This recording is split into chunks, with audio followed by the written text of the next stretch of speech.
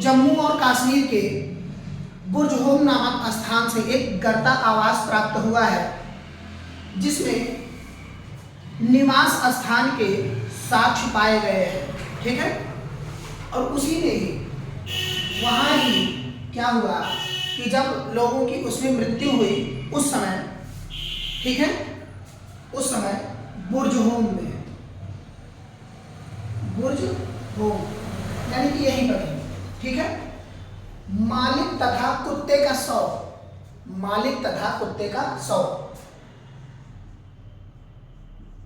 मालिक तथा कुत्ता, ठीक है, कुत्ते का शव एक साथ दफन किया हुआ पाया गया है, जिससे यह प्राप्त होता है कि पहले पालतू जानवर के रूप में कुत्ते को पाला गया था।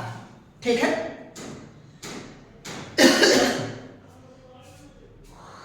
पटना में एक स्थान है जिसका नाम है चिराग। ठीक है, आप सभी लोग नोट करते रहे जिससे किसी का टॉपिक ना छूटेगा कोई भी।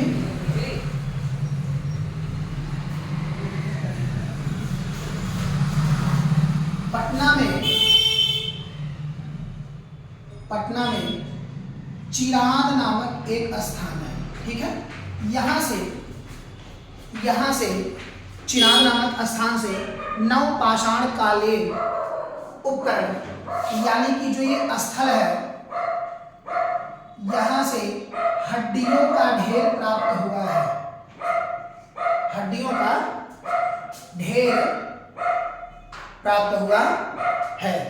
ठीक है, हड्डियों का ढेर प्राप्त हुआ है और इसी समय नवपाषाण काल में ही लगभग 2500 ईसा पूर्व, तत्काल के समय में अगर हम बात करते हैं, यानी कि 2500 ईसा पूर्व से लेकर के 1000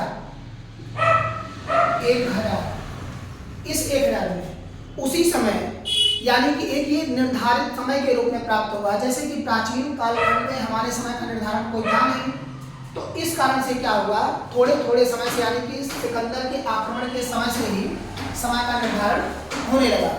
तो इस समय ये एक निर्धारित समय के रूप में जाना गया, यानी कि 2500 से लेकर के 1000 BC अर्थात यानी कि ईसा